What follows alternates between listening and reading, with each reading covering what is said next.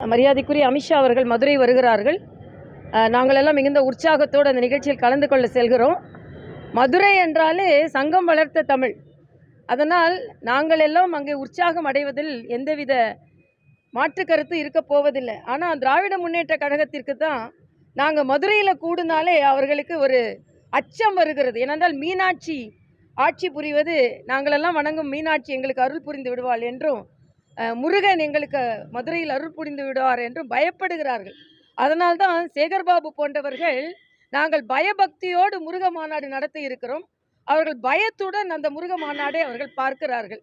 அதனால் நாங்கள் இன்று அரசியல் மாநாடாக இருந்தாலும் சரி, முருக பக்தர்கள் மாநாடாக இருந்தாலும் சரி, நாங்கள் மக்களுக்கு நல்லது செய்ய வேண்டும், நமது ஆன்மீகம் தலைக்க வேண்டும் என்பதற்காகத்தான் நாங்கள் இந்த மாநாட்டை நடத்துகிறோம். மரியாதைக்குரிய அமித்ஷா அவர்களின் வருகை எங்களுக்கு மிகுந்த பலத்தை தரும் என்பது எனது கருத்து. பாஜகவுடைய மதவாத அரசியல் வட மாநிலங்கள்ல ஈடுபடும், தமிழ்நாட்டில் யாரும் மயங்கி விட மாட்டாங்க, முருகனே மயங்க மாட்டார் அப்படின்னு திருமாவளவன் சொல்லியிருக்காரு. இல்லை, மதவாத அரசியல்னா நான் என்ன கேட்குறேன், நீங்கள் முருகன் மாநாடு நடத்துங்க. நாங்கள் எப்போவுமே முருகனை கும்பிடுறவங்க தான்.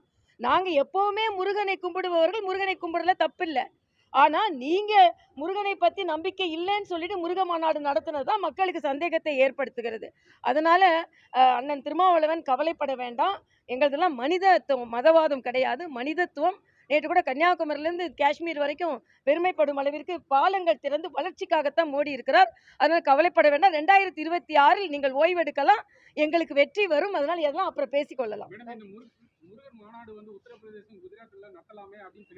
எங்க வேணாலும் நடத்தலாம், இங்க நடத்திட்டு அங்க கூட நடத்தலாம், ஒன்றும் தப்பு இல்லை. ஏன்னா எங்களுக்கு நிறைய இடத்துல நடத்த வாய்ப்பு இருக்கு. உங்களுக்கு தான் தமிழ்நாட்டை தவிர வேற எங்கேயும் நடத்த வாய்ப்பு இல்லை. எங்களுக்கு இந்தியாவில் எந்த மாநிலத்தில் வேண்டுமானாலும் நடத்துவதற்கு வாய்ப்பு இருக்கு.